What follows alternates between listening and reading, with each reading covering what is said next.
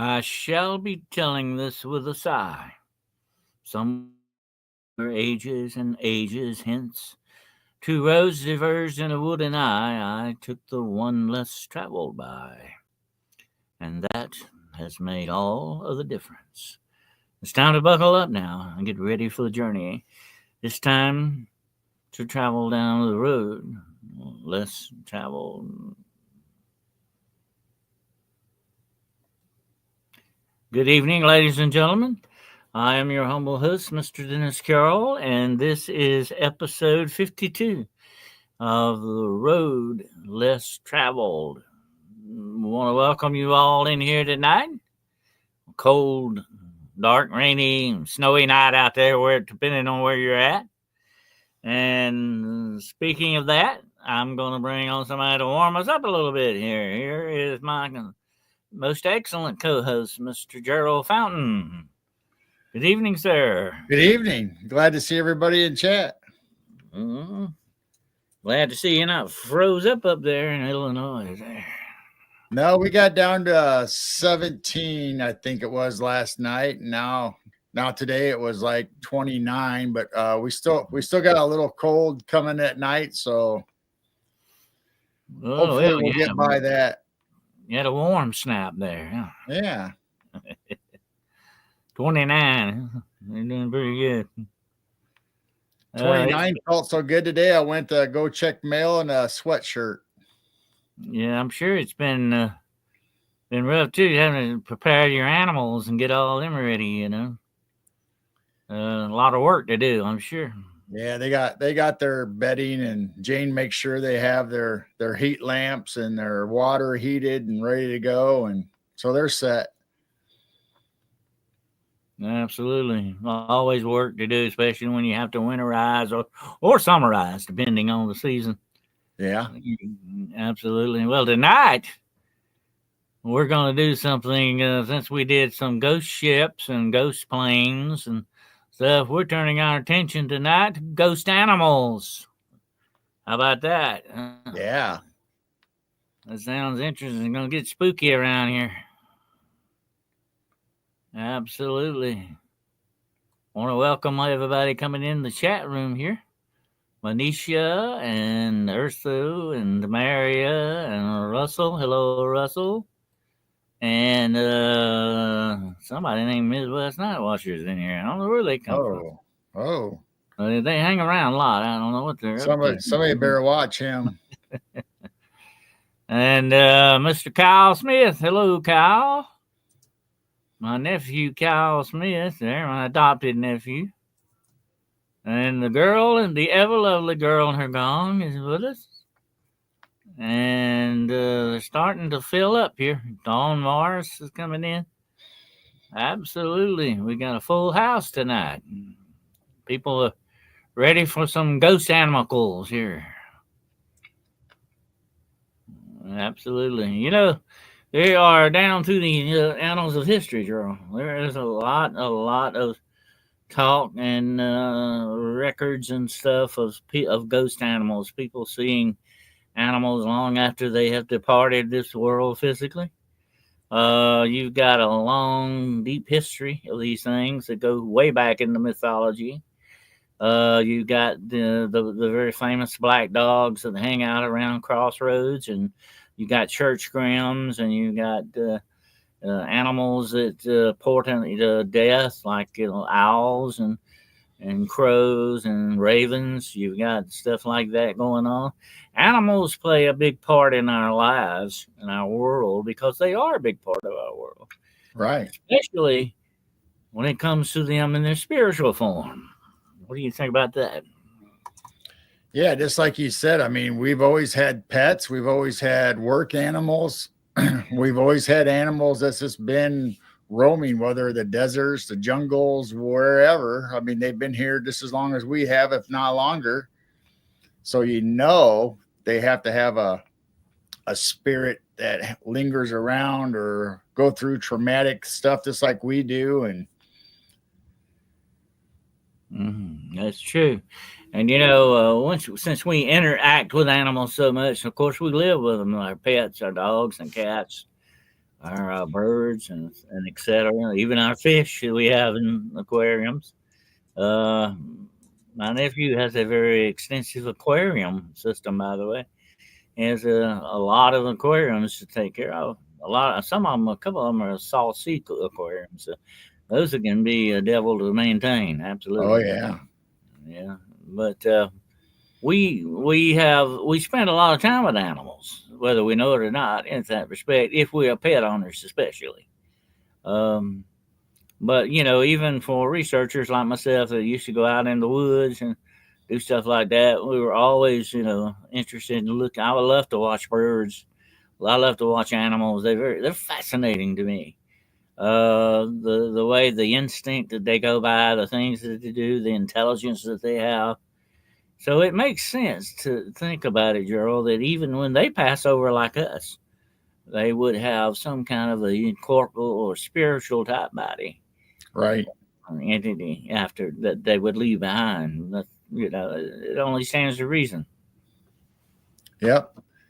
If not just a memory, or how they say you live stuff over and over again, kind of like a frequency that's always there. So I mean, animals could have that also.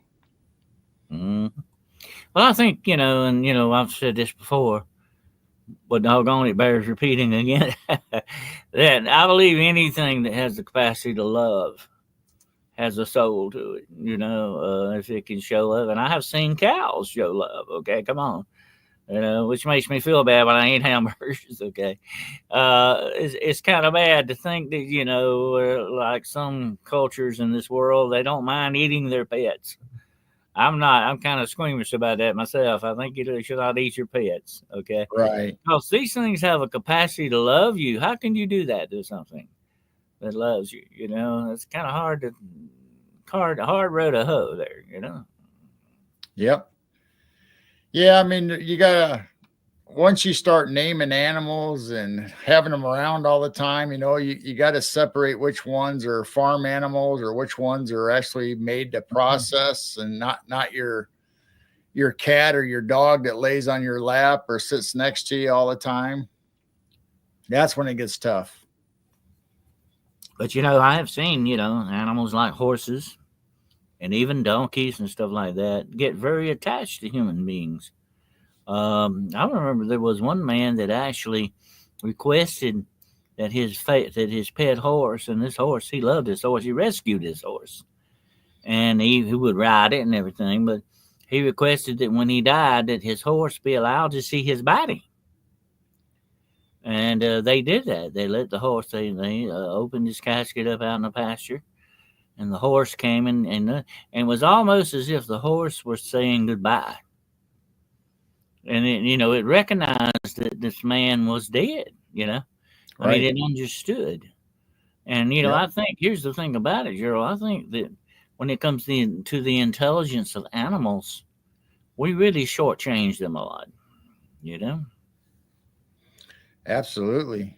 I mean, a lot of times people just consider it, you get the term dumb animal, they call humans that, you dumb dog, or you're as dumb as a dog or whatever. Well, that's not true. I mean, how many times have you seen dogs or animals do amazing things that you think, man, they have to have some kind of intelligence, and you look in their eyes and you just see, and there's a spirit there, or like you said, the love and compassion. Absolutely. And people are very cruel to animals. I was reading the other day. I don't know if you ever heard about this, but it was a circus elephant. They actually hung it because the elephant killed somebody. But what they didn't understand at that time, the elephant had an abscessed tooth, and Ah, the guy was riding this elephant, was punching it, with his foot, the side of his mouth. He was hurting him, and it did the only one thing an animal could think about. It struck back. right. You pulled the man off and stepped on him. Of course, an elephant stepping on you, that's it usually. uh, that's a lot of animals stepping on you there. You know what That's I mean? right. And so the people got together and said, "Oh, this is a terrible killer elephant," and they brought a big crane in and they hung this poor animal. And it took I don't know how many hours for it to die. It was horrible to think about. And that's the way people treat animals. They treat animals very badly. And to this day, and of course, here's an interesting thing about elephants. They mourn each other. They will actually go and they will if there's another dead elephant there, they will actually. You've heard of elephant graveyards and stuff. Yep, They have a absolutely. place they go that they take their dead to and all that, and they will go and they'll touch them and move them and push them around a little bit. They understand that they're no longer alive, and what they're doing is mourning, and they actually cry. They actually cry tears uh, when this happens. So that's, I mean, how can you not say something? I don't care what size it is. That does not have a soul like that. You know, Right. and that to me opens the door for the spiritual aspect of this. That definitely these animals can remain behind. I have experienced that my own self. I won't go into that tonight, but I've had several instances where my beloved dog, I think, has returned to me a couple of times. And I think that they are so attached to us. I could not see how they wouldn't to that extent. Yep. They are so emotionally attached to us, and spiritually probably as well. Right. I mean, we really are our pet's world. I mean, we feed them, we water them, we give them baths. They sleep when we sleep. They nap. We take them for walks. We let them outside when they need to go outside. So I mean, without us, I mean And that I have seen dogs cry, and they can smile just like you and I can. Okay, they may not look that way, same as we do, because they look different than we do, but they smile nevertheless. They do smile and they cry, and they show they have pain. They know pain. They know cold. But yet, here's the interesting thing: an unconditional loyalty. You know, and that is real love right there. And it's not a ineffectual love. It is a definitely a spiritual type love. You know what I'm saying? right. Yeah. So no wonder there's so many stories, so many ghost stories of dogs, cats, horses, all these other every kind of animal. That includes even some wild animals. I think that some sightings that people have of some maybe even mythological creatures, maybe stuff like dinosaurs. What percentage of it may be spiritual that you're seeing? You know what I'm saying? You may be seeing the ghost of something like that and Right. not actually experiencing the real thing. You know what I'm saying? And I think Yep. there's a lot of times that happens that we see the spiritual aspect of them. My dog hugs me every time in the morning when I put him out, and he washes his bowl in water and washes his ball. No dog gets it. Well, they're not just moving. We've been taught in science that all of this is instinct. I do not believe that. I believe there's a far greater intelligence behind it than we realize. You know. Now I Yep. know some of it's instinct. I'm not debating that, but I'm just saying I think there's more intelligence than instinct going on here. That's just me.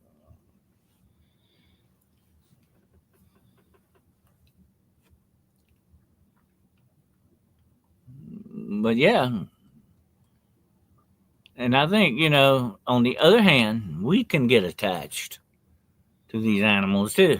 Oh, I've seen we absolutely. do. We get very attached to them. So there is an emotional and spiritual and a physical bond going on here. And when you remove one factor of it, that doesn't mean that the emotional and spiritual is gone too. It remains.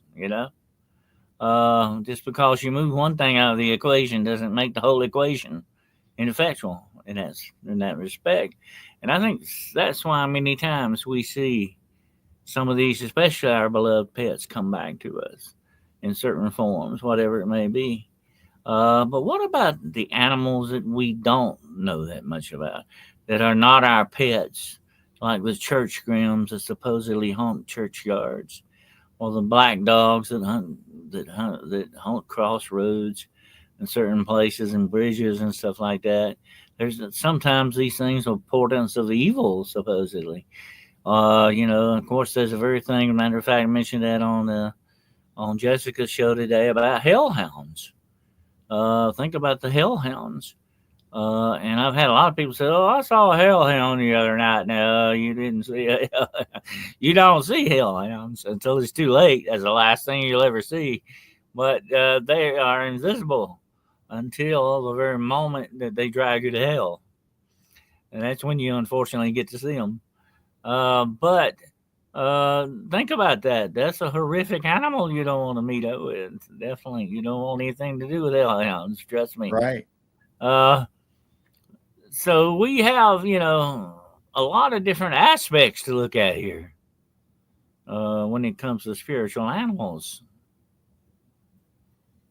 Absolutely.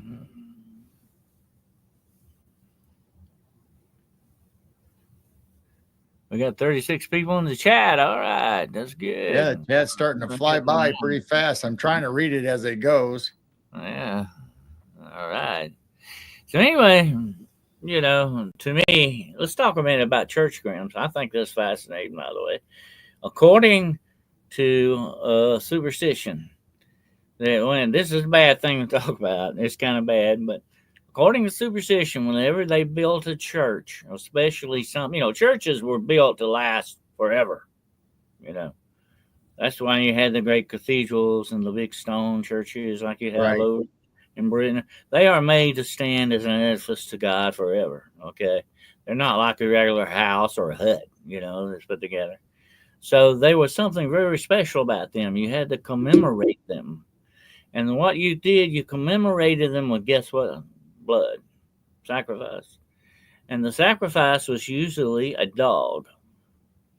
Because the dog being the symbol of love, being the symbol of loyalty and everything, would be used in this commemoration. So they would sacrifice the dog and bury it in the north corner of the church, the churchyard itself.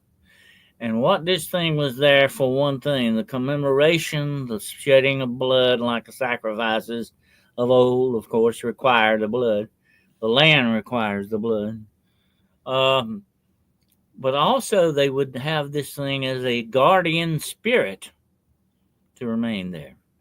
Now you see this happen a lot, so I know you've heard about this, Gerald, about the pirates. They would always, when they would bury their treasure, they would kill a pirate and leave him there. Remember that? Yeah. So his ghost would watch over. He'd be a guardian over the treasure. You've heard of that, I know. Right. This is the same thing going on with dogs and church grounds. They call them church grounds. And these dogs supposedly haunt the churchyard and the surrounding area of this church, and they guard this church. So they're really not malevolent. They're not evil, in other words. They're not a portent of death. They're sort of a guardian spirit. Now, this goes back in many aspects and many cultures throughout the world. Even the Native Americans do this. They have guardians over the land. That's what we were talking about in New Orleans the other day. Without a doubt, in my opinion, New Orleans is a cursed city, okay? It is cursed by the very fact there's so much voodoo and black magic and all that goes on there, okay? It's definitely a cursed place. And a lot of our Native American friends will tell us that a lot of their areas were cursed on purpose so that there could be a guardian there. And sometimes these guardians take the form of animals or something very similar to animals. They may not look exactly like animals, but these guardian spirits are what they are. And they can look like a deer, or they can look like some of what we call not a deer, kind of a weird looking thing. Something. Right. It's not a thing of nature. This is something that goes beyond nature. Although it has a tie to nature, it goes beyond that. So you've got a lot of these things showing up on land, Gerald. In different areas and places. Around bridges and crossroads, mystical places, or mountain passes. There's a lot of stories of trolls and stuff haunting mountain passes. and stuff like that. So the list goes on and on and on and on. And when you look deeper into this stuff and see the cultural references that go into it, this is worldwide. It goes over many, many cultures that even have no connection to each other. Well, so what's going on with that? They are recognizing the essence of the spiritual world, basically. Almost every culture, whether it's Native American or Egyptian or over in Africa, they all have their cultures where they have spirits that they have as guides, or they have ghost stories of animals or special animals that some of them, like in India, they even consider gods. Absolutely. And look how much that ties into the Egyptian gods. Every one of them have an animal attribute to them, whether they be jackals or cows or cats, whatever the situation. Every one of their gods has an animal attached to it, a motif to it. Many cultures do this, and it's not just the Egyptians. A lot of cultures have this going on. So the animal world is very much part of us, and we are part of it, no matter which way you look at it. And it would definitely have that spiritual ramifications for us in that. And I find that most interesting that these beliefs are so ingrained in our cultures that they go so deep into things that we believe and talk about. You even see a lot of these things that are mentioned in the Bible, as a matter of fact. The list goes on and on and on. And it's a fascinating study. And if you ever really want to get deep into research on something that is really fascinating, this is it. And this is one of them right here, definitely, because it goes much deeper than people realize. So it's not just a ghost story about a dog or whatever. It goes much further than that. But these things to us have a meaning to them. Animals that we live with, that we care for, even our domesticated animals, our goats and our sheep and all that, we have a bond to them. And they have a bond to us because they depend upon us. Right. Absolutely. The girl in the gong, she says she is owned by a French bulldog named. You know who your honor is, definitely. Absolutely, they own us. Yeah, they have us definitely, and we own them too. Wasn't there some kind of attack that happened in New Orleans? I heard about someone talking about it briefly. I hadn't heard anything tonight. Recently, except that with the guy did that with the pickup truck the other day. Yeah, I think that's probably what she's talking about. Mm-hmm. I hadn't heard anything else besides that, but yeah, definitely there are certain areas that you're going to find activity like this, and one of them is definitely going to be graveyards, especially churchyard. Churchyards are different than graveyards. Okay, graveyard is sort of numerical. In other words, it doesn't have anything to do with religion. It's just a burying place for people. But churchyard is somewhat different. It commemorates. It is supposed to hold the bodies of the saints until resurrection day. So it's supposed to be holy ground. It's sacred ground, more so than just a secular graveyard would be. So there's a lot of stories and a lot of legends and stuff that go around the churchyards, especially. And if there's a monster ever chasing you, it's a good idea to head for the nearest churchyard because that should stop them. You can go in, but they can't because it's sacred ground, supposedly. I never tried that out, but it might be worth noting. Anyway, that by the way, it's been my experience. I found more demons in church than anywhere else, but that's another story. Anyway, but the ramifications of a lot of this stuff is very interesting. I was studying not long ago about the Lechusa, the owl witch. Very fascinating stuff. What the belief systems involved in this, and there's a very interesting tie to that. The Lechusa is usually associated with the Catholic religion to a certain extent. Right. Yeah, the belief of Catholic peoples. So I find it very interesting that certain people with certain religions have certain encounters that other people don't. That's interesting too, when you think about it. But anyway, what do you think? Do you think you should hang out at Crossroads and see what you might see one day there, Gerald?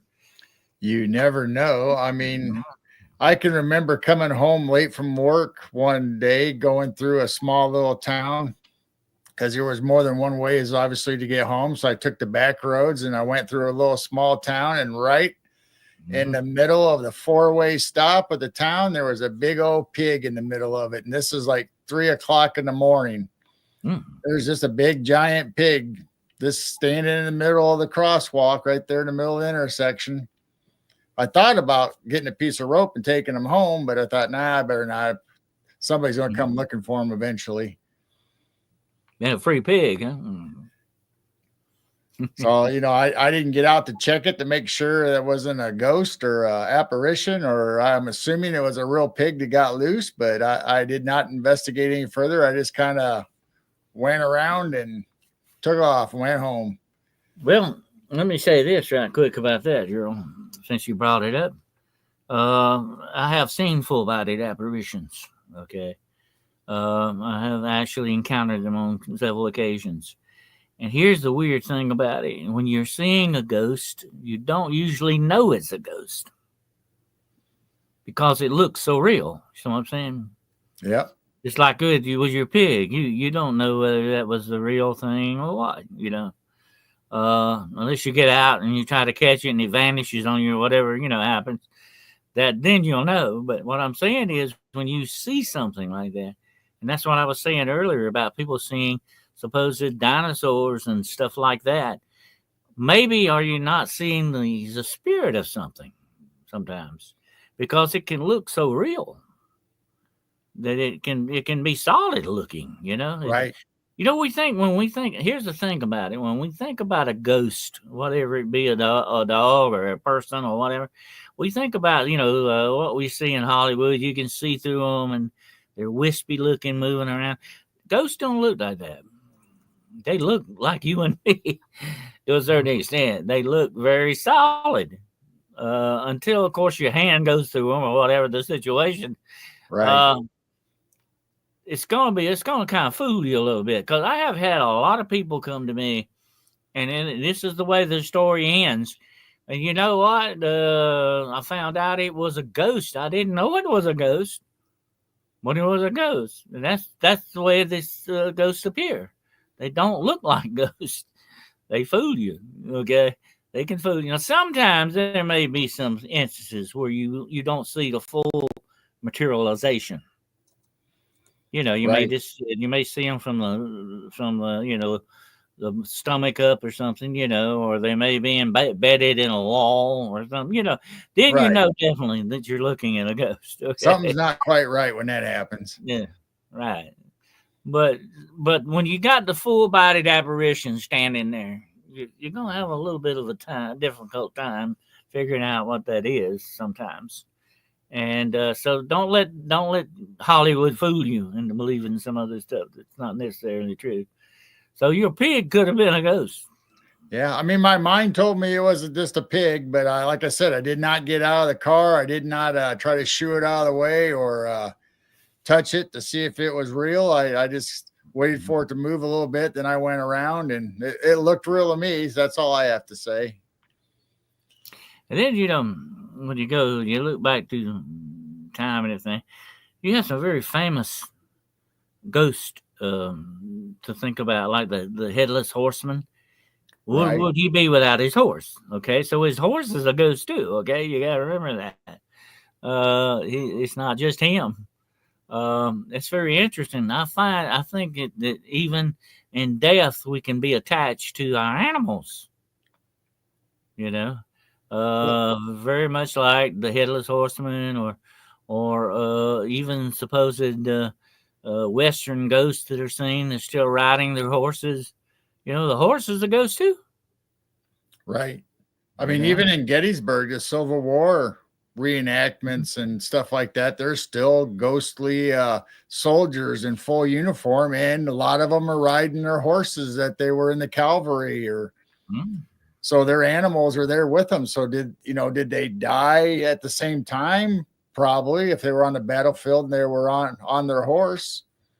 Well, I think though, a lot of times, not to disagree with you, but I think a lot of times what they're seeing is sort of a recording of time. What they're looking back through time and seeing something. I think that's what's going on with residual type haunting. But let's say you're in Gettysburg one day and somebody passes you riding a horse, and it's not residual type thing, and it goes right around you. That's a ghost horse too. Okay, right. There you go. Well, we interviewed someone on our channel about a Civil War reenactment, and they were in Gettysburg, and they were just traveling around, and they said, "Hey, let's go check out the reenactments." And they go down the road, and they thought it was kind of funny, him and his brother, and it's Eric Wood, by the way, if anybody wants to go watch that show.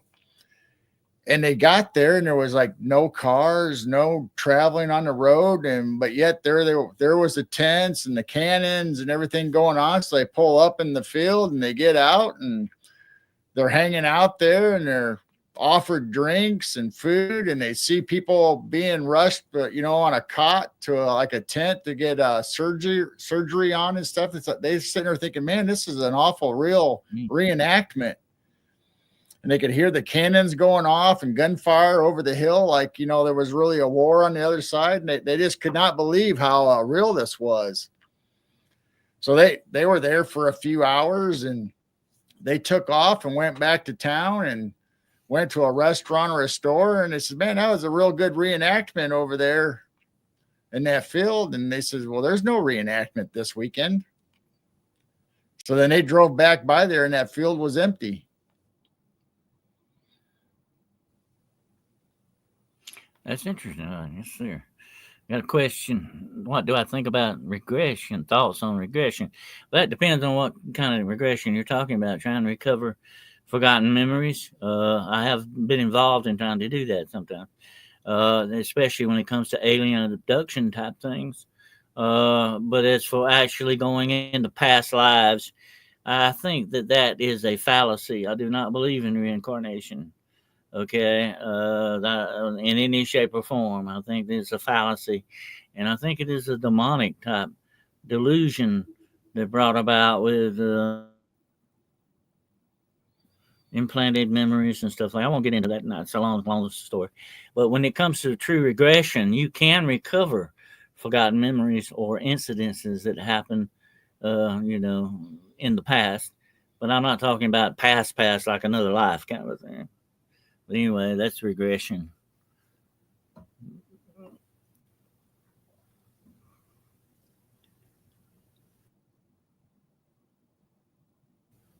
Okay, I'll just check and see if we got any questions. Other questions. Anyway, yeah, a lot of things are seen on battlefields too, because there was a lot of traumatic activity that went on battlefields. Definitely, if you're going to see ghost horses, that would be definitely one place. And there are reports of these horses being seen and heard on the Custer battlefield. Something like almost 200 years later, kind of thing. That's weird when you think about it. But yeah, it had to be traumatic for the horses too. Think about that. Right. It's always traumatic for the animals too, not only the human beings or their people or their owners, but also their pets. Mm-hmm. Whether they're left because their owners died or because they died with them, or vice versa. Sometimes animals go and we don't. By the way, DNA does not have a memory like that. No, you don't get memories passed down through your DNA per se like that. Supposedly science doesn't agree with it. Like I say, you've got to believe in past lives if you're going to believe that, which I don't. I do not go along with reincarnation. I don't believe we've lived. That would invalidate everything that's ever been done. But I won't get into that. It's very deep. Anyway, you have to be very careful what a lot of this psychobabble stuff is about here. Okay, it can confuse you. Well, scrap that theory. Okay. But anyway, yeah, it's interesting. And another fascinating study in this are the ghost dogs, the black shuck, that you've heard about. They haunt the crossroads and certain places like that, and they will follow you. They can be sort of like portents of death. If you see one, if something bad's going to happen to you, the very bad luck symbol kind of a thing. I find those fascinating stories. As a matter of fact, not too far from where I'm at tonight, there is the story of the Hound of Goshen, which is right across the border in North Carolina. That's a fascinating story, and it has a curse to it and all that. And of course, there are stories about and I've read several stories about evil people who would beat their animals, beat horses, and they would beat their dogs and stuff. They were very cruel to their animals, and supposedly after death, the animals kind of got like a little revenge on them. There is one story about a man who was a farmer. He was a very cruel man, and he beat his mules, he beat his horses. To the point of death almost. He was cruel, very cruel man, sadistic guy. And then when he died, supposedly, a horse's head appeared on his tombstone. And it's sort of a sign that, it was a sin that he would have to atone for one day. Supposedly, I've searched for this tombstone on several occasions and never have actually found it, but supposedly it appeared a couple of times and they had to replace the tombstone. And what it was not like a drawn out picture. It was sort of like, made in the cracks of the grain of the marble, like it would show up in it. But I think that's fascinating stuff like that. As a matter of fact, one time I actually did go on the search and found the tombstone of a supposed vampire who was cursed on the day that he supposedly was buried, that lightning struck his tombstone. Oh. And I actually found this tombstone, and yes, it did have a crack in it that should not have been. It looked like it had been hit by lightning, actually. And the portent to that is you can be so evil that even the earth does not want to receive you when you die. Wow. Mm-hmm. That ain't good. Right. But he supposedly, when they buried this guy, he was supposed to be like a vampire and a warlock and stuff like that. Very evil man.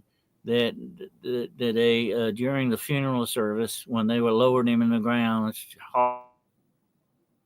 horrible, terrible storm came up, and everybody had to leave, and the tombstone supposedly got struck by lightning.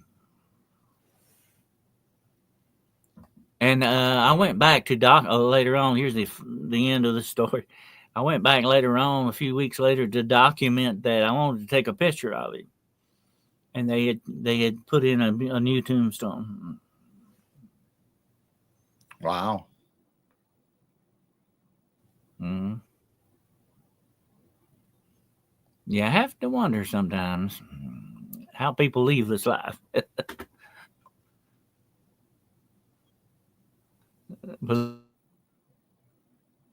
hope you leave it in a good way when you get, and not a bad way. And let's hope our animals leave in a good way too. Mm-hmm. Yeah, the earth didn't want him either. But I think it was a long story about it. The grave filled with water. They couldn't bury him that day and all that stuff. It was just a bad situation, and they had to go back and redo it and all that. And I think the casket got water in. Oh, it's a long story, but anyway, it didn't turn out good. Put it that way.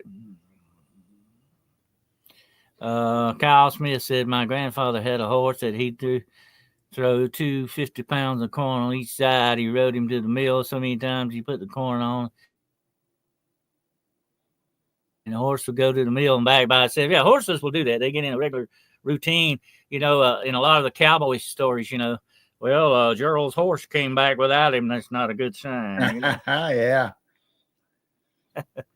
If your horse comes back without you, it's not good. And then there is a very famous Scottish song, and I can't remember exactly about it, but it goes at the end. It says, his horse came home without him, and there was blood on the saddle.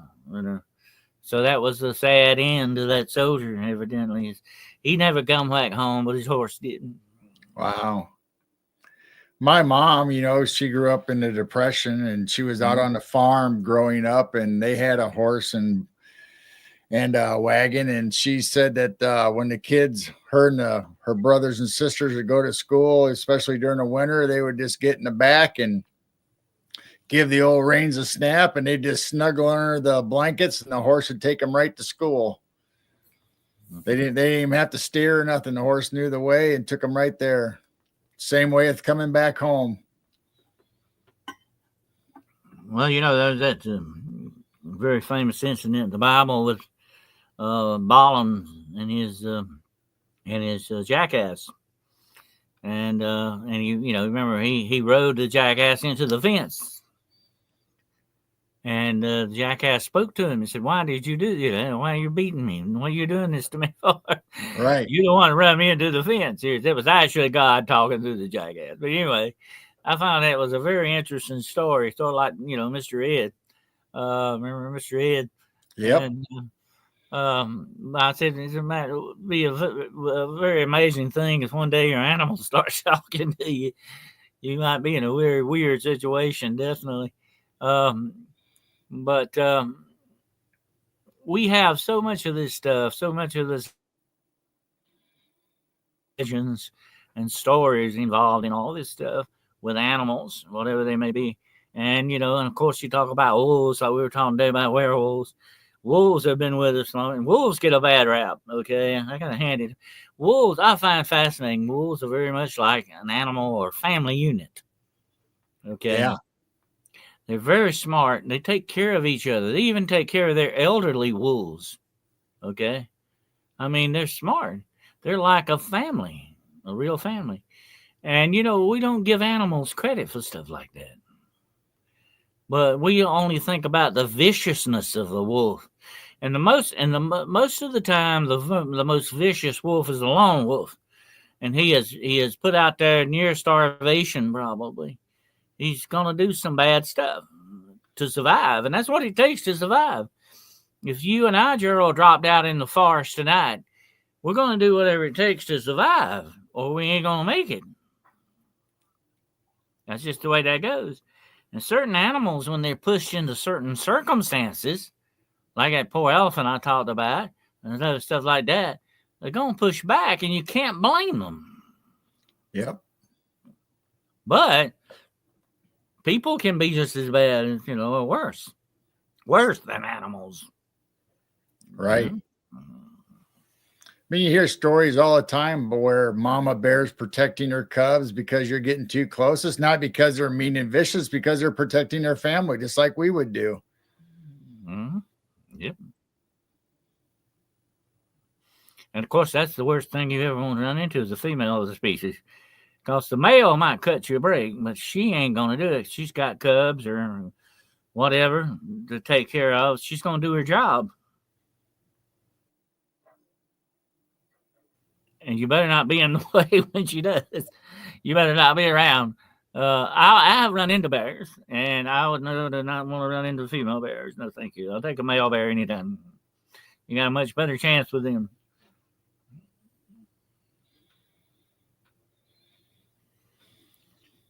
Freedom Love says, I've always believed that animals were way wiser, absolutely wiser than we are in many aspects. We think we're so smart and arrogant with our science and our mathematics and all this other junk, but animals can beat us hands down every time. Yeah, when it comes down to push and shove.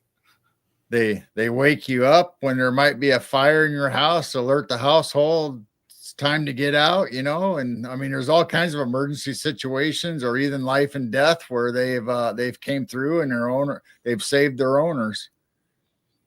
Absolutely. I think it was Rudyard Kipling wrote that, the deadlier the species was a female. And that goes across the board. The females and the species, whatever they may be, and that includes human species too. So you got to watch out for the women. Okay, they might get you. They might not cut you a break like the guys will. Absolutely. But this stuff is fascinating. And I could feel my ginger cat in the same spot on the bottom of my bed after he died. Yeah. That doesn't, just because they're not here in the body anymore doesn't mean they're not here spiritually. Right.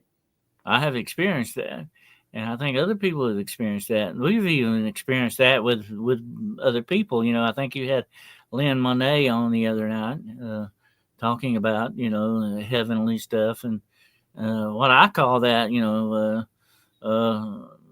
crisis apparitions and stuff like that are gifts from God. Right. They're just to prove to you everything's okay and to comfort you. That is a gift. A very sacred gift that you can be given. So it's very good to know that something is surviving.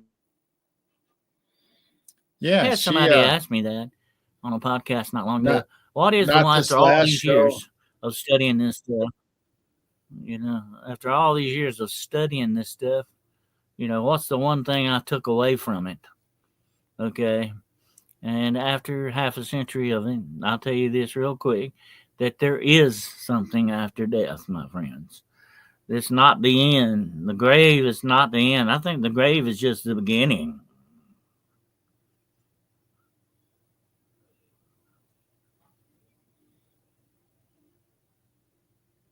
They've come to me in my dreams. I have to rewatch it. Yeah. And your loved ones can come to you in dreams too. And that's another thing where I think they're sent as a gift to comfort you. And that includes our animals. That includes our pets, not just people. Yeah. And I don't doubt that in my opinion, heaven has got a lot of animals in it, waiting on people. What would heaven be without the things that you truly love? It wouldn't be heaven, would it? Yeah.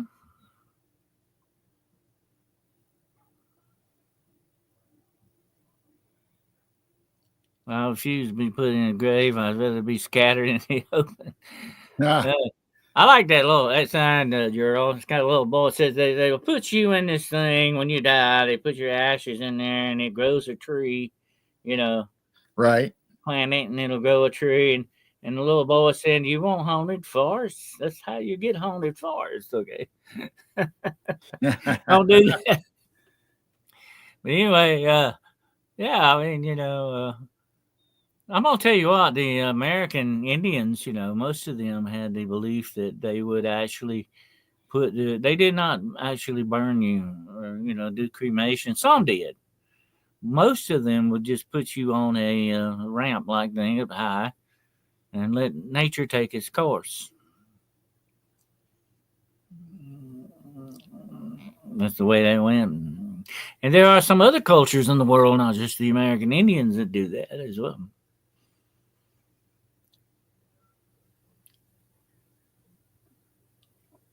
Well, I once did not go on a blind date because my German Shepherd had a negative reaction to me. Well, listen to your dogs because they probably know more than we do. Yeah, something wasn't right. Mm-hmm. Yeah, I'm gonna tell you what. You meet somebody that doesn't like animals, that's probably not a good person.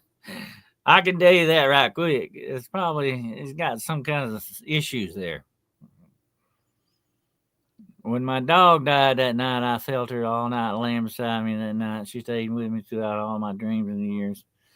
Well, that's the way. I don't think they ever really truly go away. I think we kind of maybe desensitized to it. we don't pay as much attention as time goes on, but they're probably still there. I don't see it going away like that. You know what I mean? Right. Exactly. Said her name was Hillary, but not after the politician. Thank God. Okay. Thank God. But yeah, our pets mean a lot to us, and they are extensions of our emotional selves sometimes. But I can see why they would come back as spirits. I can see why they would be spiritual animals. Absolutely. Right. Well, there's such a connection, whether it's with the earth, whether it's with us, the human beings or owners, or they, I mean, they might even consider us loved ones. I don't know. I mean, I think they do. I mean, they're as close as our children are to us. Oh yeah. Oh yeah. I mean, my dog was like that. He was like my son. I mean, I can tell any difference, at all in that, and they can become that attached to us, and we attach to them. And like I say, anything that has that kind of a strong emotional, spiritual bond is not going to be blink. It's not going to blink out at death. Okay, it's not going to cease then. There used to be a saying, even love can transcend death, and I believe that without a doubt.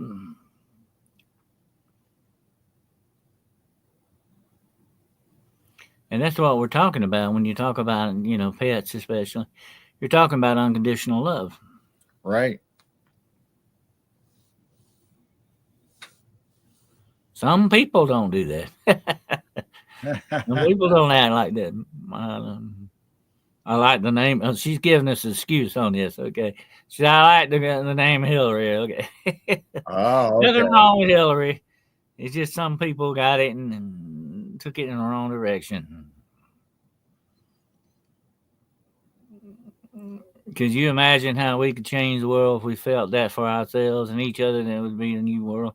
Well, we have that capacity, but we just don't want to apply ourselves to it because we are such, I think, narcissistic people sometimes. We only think about ourselves. You know, that's like we talk about dogs and cats. When you take an animal, take a dog for instance. That's not just a gift of a puppy. That is an agreement for the next 15 or 16 years.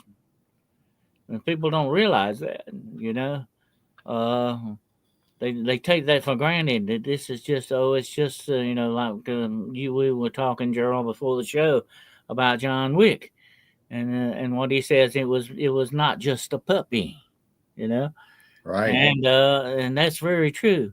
It's not just an animal, folks. Some people look at it that way, and they want to categorize it that way because they don't want to get emotionally invested in it. Right. I mean, even like in John Wick, did he come attached to the dog? Yes, I think he did grow fond of the dog, but it was a gift from his departed wife.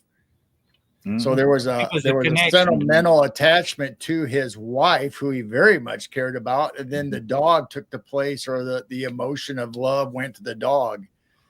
So not only did he lose his wife, but he lost his dog in that connection, and he made sure the people that did that was held responsible. Well, it's like you said in the movie. Said, "In my darkest hour, I reached out for a hand and found a paw." That was emotionally attached to that dog because of his wife. His wife sent him that. It was sort of like, "I'm not going to be here anymore, but this is my replacement," kind of thing. This is the bond that we have. And when they killed his puppy, that broke that bond, and that left him emotionally bereft. So no wonder he acted out the way he did. Right. Who wouldn't?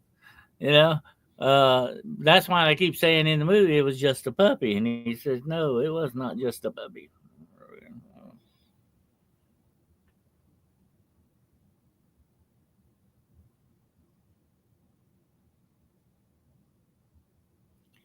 Just put all animal haters on their own house. But all animal haters only on the island and let them go to it. Huh? Put them on Snake Island. Yeah, big island.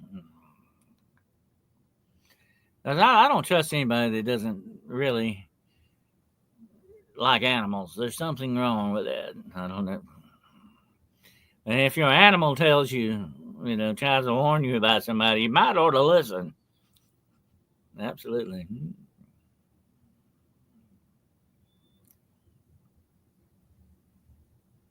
But anyway, you got any other ghost stories on them?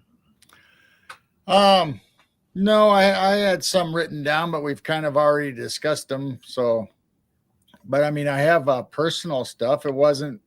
It's probably maybe a month ago, maybe not quite, where out of the corner of my eye, I could have swore I saw a gray cat or a kind of a fuzzy image of one out of my peripheral vision. And I believe it was one of our cats that passed. Because there was when I looked around, none of our cats were in our bedroom. But I know what I saw, the glimpse of my eye, or at least what I thought I saw. That's interesting. And a lot of times I think just out of peripheral vision, we do pick up these things. And it's not just, science says it's just sort of a image retained on the eye. I don't believe that. I believe that you're actually seeing something, without a doubt. And it's not just a residual image in the eye. I think it's something that you're perceiving at just a split second. You get a quick glimpse, of something like that. There's been a lot of stories of people seeing and things, not just animals, but people that way, Right. Or entities like shadow people and stuff like that. Pay attention to that, because that's usually not the way hallucinations and all that take place. There's something else going on. Then me and Jane several times will be in bed asleep, and then it feels like, to me, and Jane's mentioned it too, that it feels like when the cat would get on our bed and walk up in between us, you could just, that feeling, and no cats in the room. So it's like, okay, where'd that come from? That's very interesting. I've had that experience too, where my chair and my bed have been bumped in the way that they would usually get bumped sometimes. It's almost as if it's still doing it. You know what I'm saying? Right. It's very interesting. I think sometimes we can perceive things on a different wavelength than we used to, and we need to, like I said before, we need to pay attention to that. It's not just, put it this way, folks, most of the time it's not just an hallucination on your part. You didn't make a mistake. You don't usually make mistakes like that. When you catch something, pay attention to it. That's just like, we were talking about these people who have the reptilian eyes all of a sudden. What's going on with that? Maybe you're perceiving what's really there for just a moment, and don't be fooled, okay? Because sometimes that mask drops. Sometimes that vision is there for you. Right. Pay attention to it. Something's going on. Put it that way. And then like when we've talked before, about dogs and cats, that those are the two main pets that usually people have. But cats, if you see your cat staring up at the ceiling or the corner of the room and nothing's going on and you don't see anything, you need to pay attention. It might be seeing spirits or something in another dimension or different light spectrum that we can't see. Absolutely. I always pay attention to that. And that's like when I used to be in law enforcement, we'd go up to somebody's house and start knocking on the door, and you hear the dog start barking inside, bark, bark, bark, bark. Finally, it takes them forever to get to the door. I asked him, I said, didn't you hear your dog barking? Didn't you understand your dog? Well, he does that all the time. Well, that means he is reacting to something. And it means there's somebody outside your house here, okay? Right. Pay attention to that. People is funny. I mean, people are very strange. They live in their own little bubble sometimes. I don't know what's going on with that. But anyway, um, they don't listen to the animals. You need to listen. I'm gonna tell you what. When I'm in the woods, when I'm around animals, I pay attention to them because they perceive things that I cannot. Just like the cats you're talking about. Cats, I believe, without a doubt, walk between worlds. I think they're in this world and they're also in somewhere else too.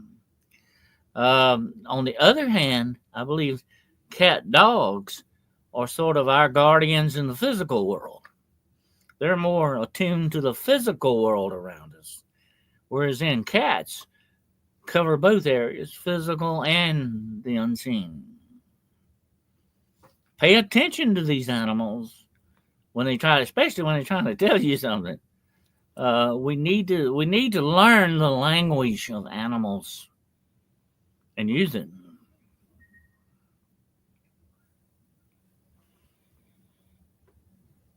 Cats are familiar; they're more perceptive. Animals, all animals are perceptive. I used to take, I've told you about that many times. My dog would go on investigations, paranormal investigations with me. I would take it on cryptid investigations with me.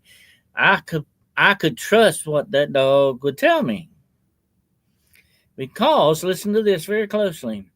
Dogs and cats do not lie. Oh, They cannot lie. I can tell you a lie, Gerald. You can tell me a lie. That makes us human, okay? We can right. lie. Dogs and cats don't lie. They tell you exactly what they perceive. Now they can be mistaken sometimes, just like anything in this world can be mistaken, okay? But they're still not telling you a lie. You can trust them to that extent. See what I mean? Yep. It's very simple. So that's why we need to pay attention to them and be commune with them more and try to understand their language and communicate with them. When I when I'm in the presence of an animal, I want to communicate with that animal as best as possible. Now, Robin in chat, Robin M wants to know if you can discuss how cats are good for vampires or what the connection between cats and vampires are. Well, supposedly cats can keep out evil spirits. They're supposedly your guardians against evil spirits. And of course, vampires are evil spirits, by the way. Basically, that's what they are. And so, definitely, it's good to have a cat. Now, cats have the reputation for witches too, witchcraft and all that. But they're being used by the people, so it's really not the cat's fault when you think about it. They're being used for nefarious purposes. Although supposedly in witchcraft, witches can turn into cats. So what you're dealing with is not a real cat. We call them witch cats. Witch Right. cats are not real cats. Okay, they're just something that looks like a cat, but it's not a cat. Now, there's That a sounds confusing. there's a very famous folklore in Japan about the vampire cat. Well, yeah. Now the vampire cats in the Japanese folklore supposedly are vampires that take the form of cats, so that they can get close to you and do what they want to do and feed off of you and stuff like that. That's what you're talking about. Yeah, so They're kind of the ruler was sleeping and he fell in love with this young princess, and unbeknownst to him, this cat really was taking the form of this princess, and the cat would sneak into the prince's room and suck the blood out of him and take the life out of him every night. And finally the prince realized what was going on and had 100 guards standing around his bed, and one of them actually figured out that the cat was somehow hypnotizing him and trying to put him to found out sleep. it was a cat. So he stabbed himself in the leg to bring himself out of the trance, and they figured out it was a cat. And then that cat disappeared, and his fiance was no longer around anymore. So the the cat and the fiance were the one and the same. Also, cats can be sort of mesmerizing. If you stare into the eyes of the cat, supposedly you can see other worlds and stuff like that, or interdimensional type things. Cats are used in witchcraft for their eyes a lot of times because they can use cats' eyes sort of to foretell the future or to look into forbidden knowledge or whatever the situation. Um, Now, the Japanese cat, the vampire cat thing you're talking about, is very similar to the Chinese fox woman. She Right. was a woman that could actually turn into a fox, and she was also like a vampire type thing. What these things are doing is feeding off your essence and doing it in a way to fool you to believe it's just animals. Foxes made pets too, by the way, and that's very similar to that in folklore. But anyway, what I was going to say is that the witch cats are so insidious to the point that they can be the familiars of witches. In other words, these are demons that take the form of cats. So you've got different cats. You've got witch cats, you've got demon cats, and you got regular cats. Okay. What are you dealing with? Most of the time, if you're dealing with a witch cat or a demon cat, you'll find out real quick what you're dealing with here. The witch cat is usually larger than a regular house cat. Sometimes, and like we talked about the Appalachian witches can turn into very large black cats, like panthers or jaguars. That's supposed to be their specialty, by the way. That's a witch cat too. And you might remember me telling you the story about my uncle that happened that actually ran into a witch cat when my brother was a little baby. Scared him to death.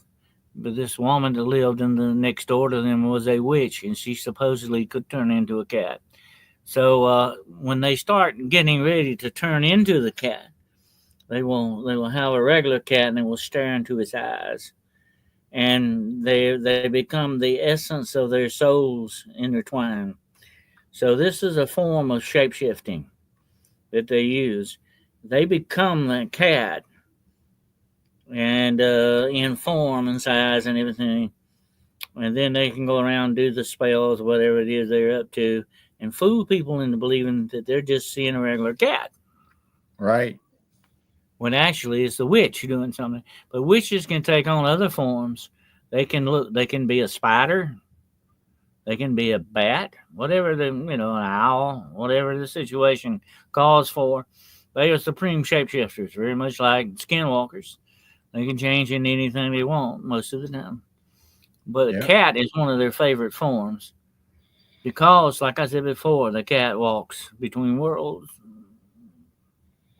We also had the demon cat at the U.S. Capitol, that appeared in 1862 and appeared when the stock market crashed. It appeared when Mhm. Abraham Lincoln died. It appeared when Yeah, that's a very JFK interesting died. cat. So it's like an omen of death and bad things. It's like a harbinger.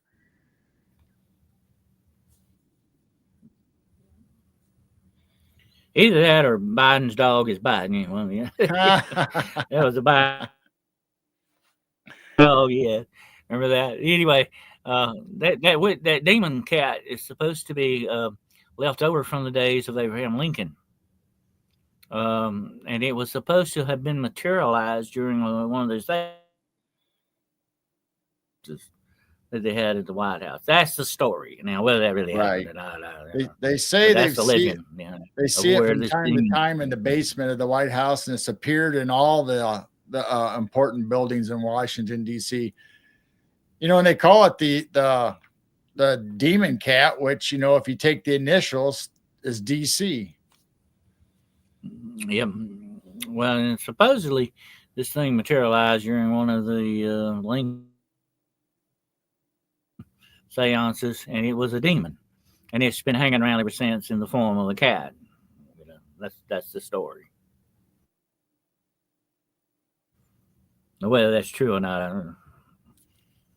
But that's my story, and I'm sticking to it. All right.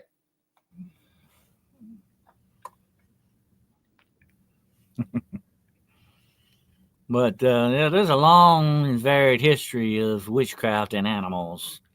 Goes way back, and here's a good one for you. It doesn't have to be a cat; they can appear as a pig too. By the way, during the Salem witchcraft trials, they were talking about black pigs and being familiars, and the list goes on and on. You can have a frog, you can have a pig, you can have a crow, you can have a chicken. I think there's one which supposedly had a couple of chickens that were not real chickens. Uh, and the list goes on and on. Witchcraft gets freaky stuff. I'm gonna say one thing about witchcraft. People keep getting this mixed up. Witchcraft is not a belief system. It is a profession. Okay. The belief system is Wicca, and the belief in old gods of nature. But the actual thing, the witchcraft, is a profession, like a job. That's why it's called a craft. Wampus Panther is like a black jagger. Yeah, the Wampus Panther, yeah. I've actually been on the trail of the Wampus in North Carolina. It was a very interesting hunt. It's supposed to be tied in deep into black magic. The Appalachian witches are very good at that, supposedly. And that's why, I've talked to a lot of park rangers over the years. Talk about these big black jaguars or whatever you want, panthers. I said, oh, no, there's no such thing like that on this continent. But why do people keep seeing them and taking pictures of them? That's the question. But I've actually found the track of one time, Gerald, by the way. And I mean, they were big tracks. It wasn't a house cat. I guarantee it wasn't that. It was something else besides that. It was either a cougar or something like that. And I don't know. It was weird. I never caught sight of it, but I felt that thing in the tall grass watching me. Wow. And that was a very uncomfortable feeling. Trust me. Now the Native Americans Wampus cat folklore says it's like half bear and half cat, right? Oh yeah, the Wampus cat was half bear and half cat. Yeah, supposedly. And 6 legs. It's supposed to be a manifested spirit, brought about by old magic or something like that. That's the legend to it. But also, the Wampus cat's supposed to have 6 legs, by the way. Right. Can you imagine how fast that would run? Or trip over each other. It would. No. I don't know. You might have some good coordination with that, but I don't know. Maybe. That'd have to be freaky to watch something like that running. Well, you could always rest 2 legs at a time. Well, actually, it has 4 legs like in the back and 2 legs in the front, kind of. You know what I'm saying? It's sort of built like a tank. a dually truck. Yeah. Now, they say that the Stanley Hotel has some ghost animals there besides the other ghosts that inhabit the hotel. Yeah.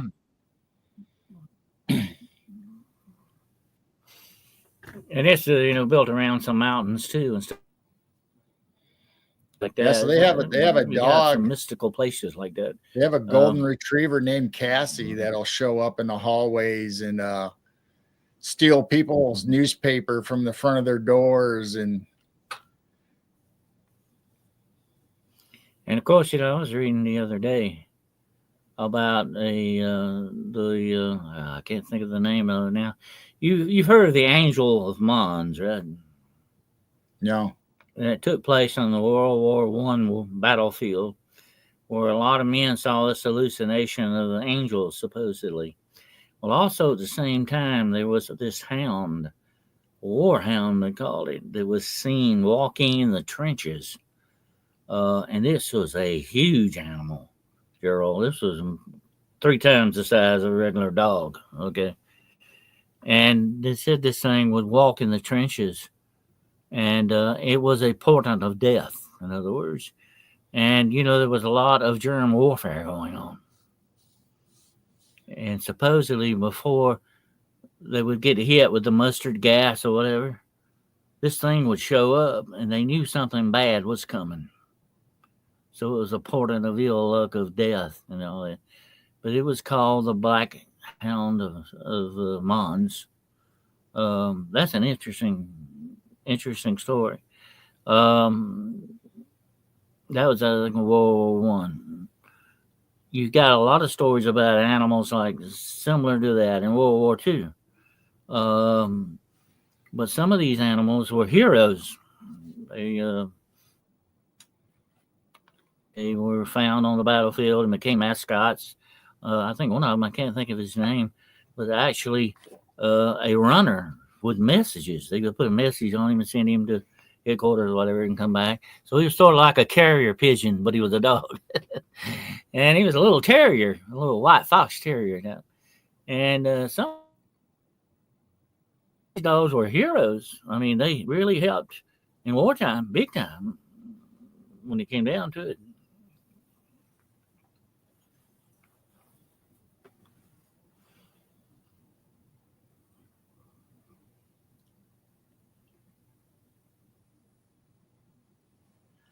A black jaguar. By the way, jaguars are making a comeback. The jaguars, once upon a time, were all the way up to where you live there, Gerald, just about.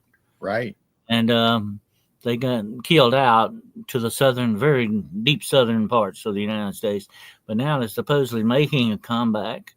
And of course, the rarest ones of all are solid black jaguars. Most of the time, jaguars just have spots on them, kind of like a leopard a little bit. And but the solid black jaguars, they do exist. They're just kind of rare.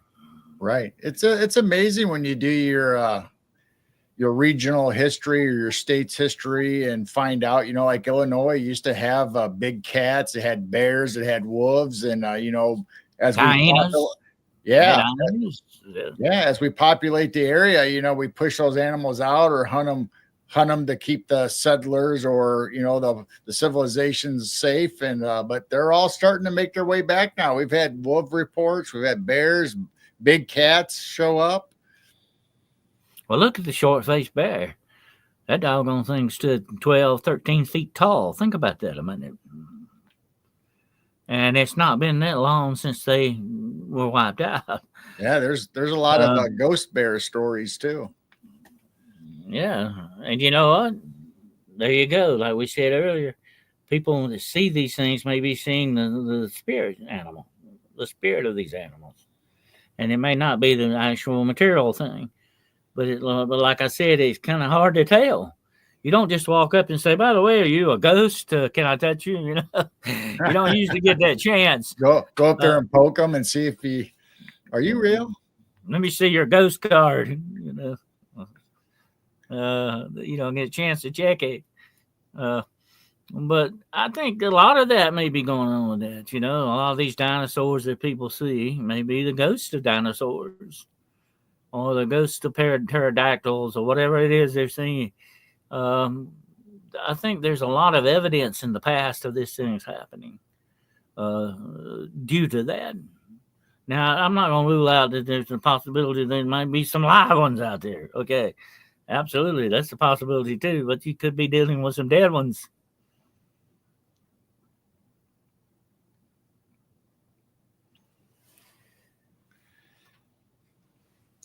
Let's see what we got here. We always had them in the Ozarks. So, yeah. Who you going to call? Ghostbusters, yeah. Make sure they show a card and prove that they're ghosts, okay? That way you can know what you're dealing with. A lot happened over in Vietnam that people name me, and there's yet to learn about true horror. War has many aspects, and whenever you're in a region of war, things are not right. You're teetering on the edge of another world. The veil is thin. Okay, that's the way it goes in battle because you're very close to death.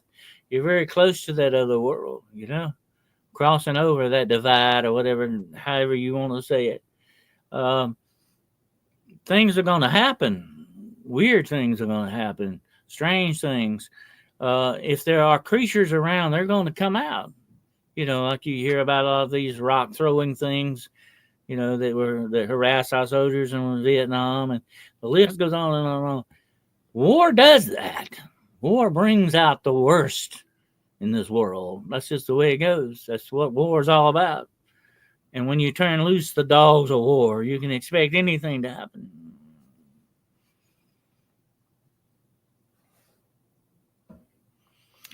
For me, says ghost animals move along the lines of elementals, and that's just me. Not all is evil. Well, nobody said the ghost animals are evil. Most of the time, they may not be evil. They may be just doing what they're doing and they're not bothering anybody. But now there are malevolent animals, like the witch cats we were talking about, the demon cats, so on. There are some bad actors out there. But Right. you've also got, now listen to this, you've also got angels appearing as white dogs out there, okay? You got some good stuff on the other hand going on. I think about that poor little girl that they tried to abduct. I had a video of it, and out of nowhere, this big white dog comes up and saves this little girl from being abducted. They were going to pull her in a van, and this dog out of nowhere shows up. Don't tell me that was a dog. That was something else going on there, folks. Okay, and there's so many reports of this happening. Angels can look like whatever they want to look like to get the job done. Okay. Yep. And like that night, when I was hanging, staking out that cemetery looking for that vampire, and that big white dog showed up. I've often wondered since then, was that what was that a real dog? You know what I mean? You never know what you're running into here, and what the situation is going to be. So you got to play it by ear. Sounds like Dewana needs your help, Dennis, in your consulting.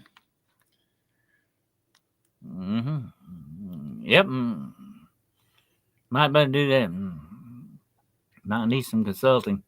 But I tell you what,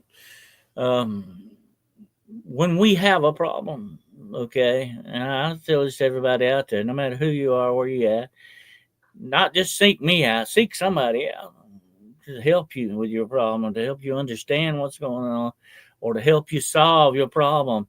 Don't let it just keep going on and on, because most of the time it's going to get worse if you do.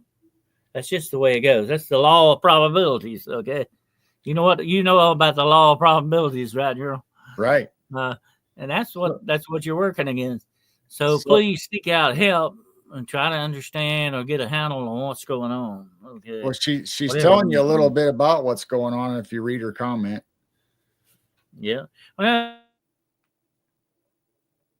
if it's something that's bothering you now, if it's something that doesn't bother you, that's okay. I mean, if you're doing okay with it, But if it's something bothering you, something that is, depressing you a little bit, or whatever the situation, don't let it keep going on. Do something about it. For every solution, there's a problem, and for every problem, there is a solution. Usually, all you gotta do is look for it, or get in touch with somebody that's got it.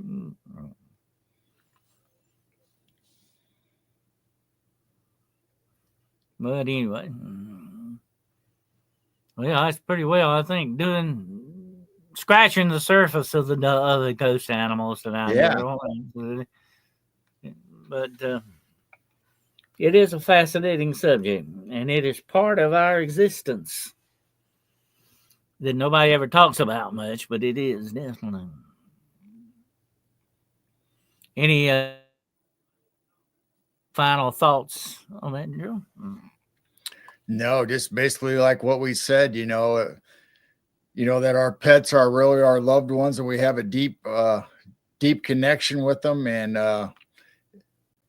even the pets that are living, pay attention to what they're doing, what they're seeing, if they're acting odd, or if all of a sudden they're looking or staring up at something and you don't really notice something going on, you better you better be praying and concentrating and trying to protect yourself, because who knows what they're staring at.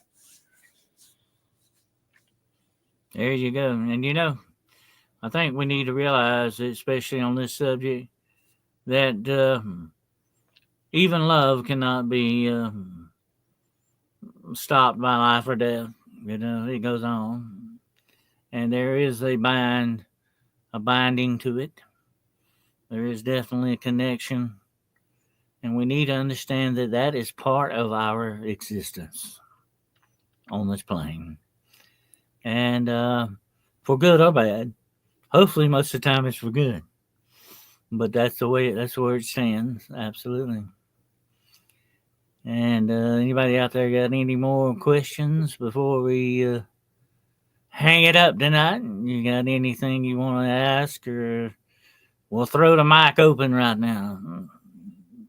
We'll throw it out. Don't throw it out too far, though. Anyway, we'll throw it out. Anybody got any questions out there? Or just crickets?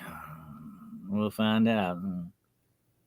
But appreciate you all being here tonight. It's been a fascinating subject. Ghost animalcules.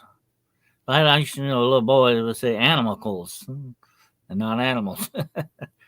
Anyway, that's a unique way to pronounce it. Do you believe there are natural born witches?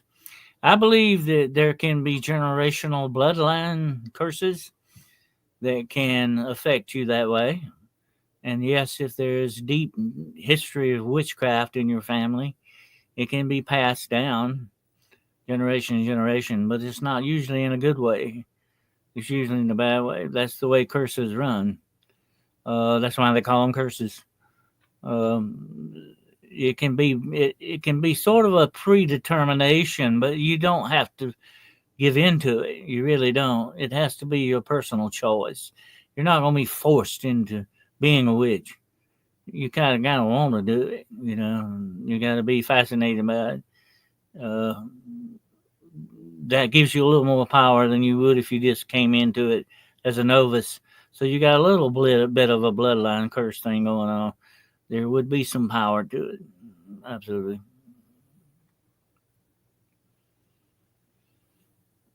But that goes with werewolf curses too, and all the rest of them.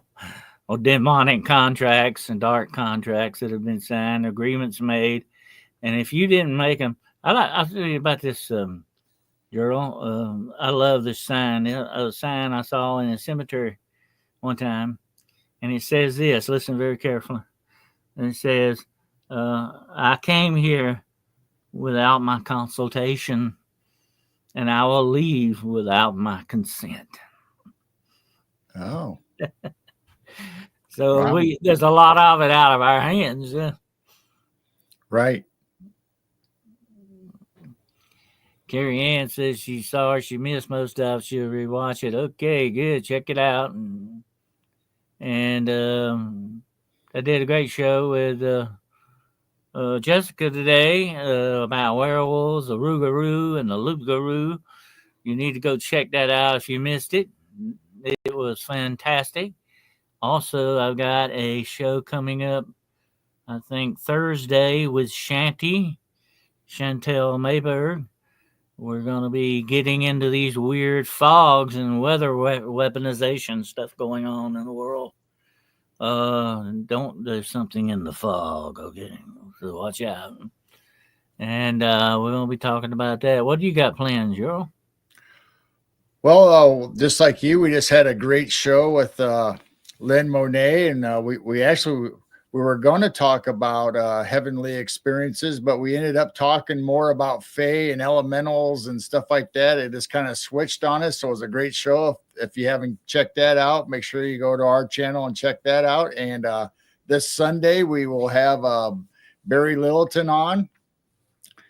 And so that's going to be fun. Barry's always great to have on. And Wednesday, we will most likely be doing the Night Owl Lounge, and we're starting a series there where we're discussing one of Jane's relatives that used to write a newspaper column, and he used to write about local UFO reports. So we have Oh a yeah, copy. yeah. We have a copy of those reports. So we're reading his column off, and then we're going from there, either new reports or other subjects.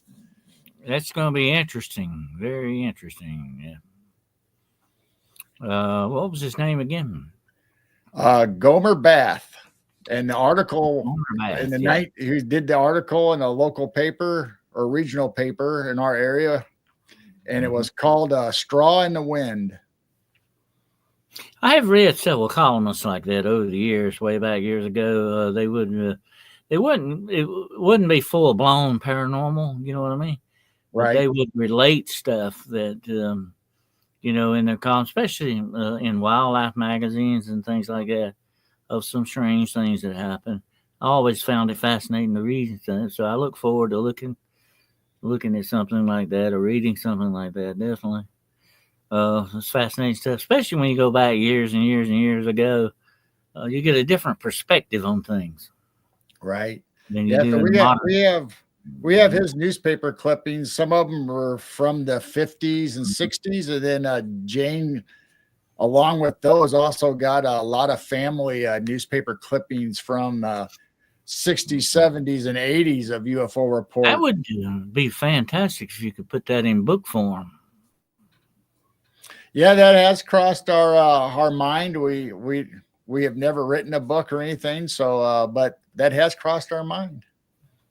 Well, all you basically do is just like putting a jigsaw puzzle together. You just fit it together, so you compose it. I mean, it's already written for you. So what you're really doing is just connecting it up, you know, and making it readable. In other words, the format. You know, Right, that's so. What you do is you kind of lay out everything and you say, well, this should go here and that should go there, and so on and so on. And then if you could put it in sort of like Microsoft script or something, and right. have it ready that it could be printed, it wouldn't be that hard to do. I'm already typing them up for our show and stuff, so they'll already be in a doc format. So and Well, there you go. If you're already typing it up in a format, that would be fantastic. and we got a very special one coming up. We don't know if it'll be this Wednesday or not, but so please everybody tune into the Night Owl Lounge this Wednesday. But Jane has a personal story from her grandfather that saw some strange things in the sky, and Gomer put it in his column in the newspaper. So we have that story from Well, Jane's that would be mom's great grandfather. if you could just take each one column and just do a show on that one column at a That's what time. we're doing. Yeah, yeah, that would be good. Because that way you can concentrate on one thing, one thing at a Right. time, and it makes it much better. And you So can here, I will. Here's this, you can just get so some just so programs that people record these things for you and just turn so them into. people know, Dennis. Yeah. This is what Gomer looked like in the editorial page, and I mean it's a good picture of him, and like I said, it's called "Straws Straws in and the men. Wind." Yep. Hmm. Yeah, sounds good. So that we're going to be I saw when presenting his you stories. introduced that the other night. I was watching when you introduced that the other night, Yeah, and it's going to be something to see. Absolutely, we'll be looking forward to that. that But might like be I a new say, feature. take one column at a time and do a show on that. Doggone it. You're gonna have your own brand of shows on just those columns. Right. I mean, we got tons and tons of newspaper clippings to go through, and There you go. You're not gonna run out of type. not anytime soon. Yep, that's good. We'll be looking forward to that. Absolutely. Well, I appreciate everybody being here tonight. It's been a fascinating show, and we appreciate your input. And let me put this up. This is Gerald's link there to Midwest Night Watchers. Go check it out. Show the man a little love. How about it? Okay. Give him some subscriptions here. Okay. All right. And he's got a shop. Yes, he has a shop. Oh my. Okay. Go And that- shop your shop. All right. And that logo I just show you might just end up on a t-shirt. You never know. Yeah. Yeah, I'm going to be setting me a shop up pretty soon. Yeah, let's get that going. We got a lot of stuff we can put up on your shop, Dennis. You got a lot of logos. Yeah. Yeah. We'll get the stuff out there and see what happens. Absolutely. Well, good night to everybody out there. Appreciate you watching. And yeah, the Night Owl Lounge is coming up 10 o'clock Central Wednesday night. You don't want to miss that. I always like to hang out in the Night Owl Lounge. But Gerald never fixes me any drinks. I don't know. Oh, man. We'll have to take care of that. See what's going on there. There you go. That was what came out the other day about the alcohol. People better watch out. It came out the other day, like, you know, it's any kind of alcohol is supposed to have a connection to 7 different types of cancer. That's not good. See, I knew it was probably a bad idea to hire demon cats and ghost animals to be our staff. I knew it wasn't going to work out. There you go. Absolutely. But yeah, that's bad. You know, like I said years ago, I talked to the lady that was the world premier cancer expert. She told me that years ago. Said, don't ever put a drop of alcohol in your mouth. So that's the worst thing you can put in your body is cancer causing. They don't want nobody to know it. But it come out the other day, they actually told the truth on it. 7 different forms of cancer. You're playing Russian roulette when you drink alcohol. Okay. Better know what you're doing. That's not good. No. Yep, 7 different types of cancer. But well, see, it's a big business. They're not going to let that out if they can help it. They don't want people to know about it. I think there are disclaimers on it, but I don't know how, you know, how much they say about it. But anyway, that's something to think about. And there's the shop right there, folks. Okay. All right. Thank you. Yeah. Check it out. Go shop to shop until you drop. Okay. All right. Well, appreciate everybody being here tonight. It has been fascinating. And appreciate you co-hosting here with me, Gerald. You always do a fantastic job. Glad to be here. When we travel down the road less traveled, you never know where we're going to end up. But it's always interesting. That's right. Never know where we'll go or end up. That's true.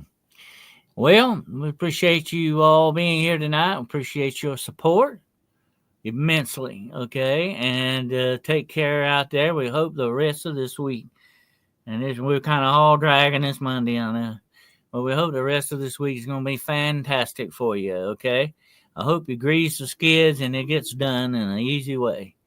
And you don't have anything headwind or anything you're going to run into. So we hope you have a great week and that you'll come back and see us Wednesday night, 9 o'clock p.m. Eastern Standard Time for Hunting the Shadows. Okay?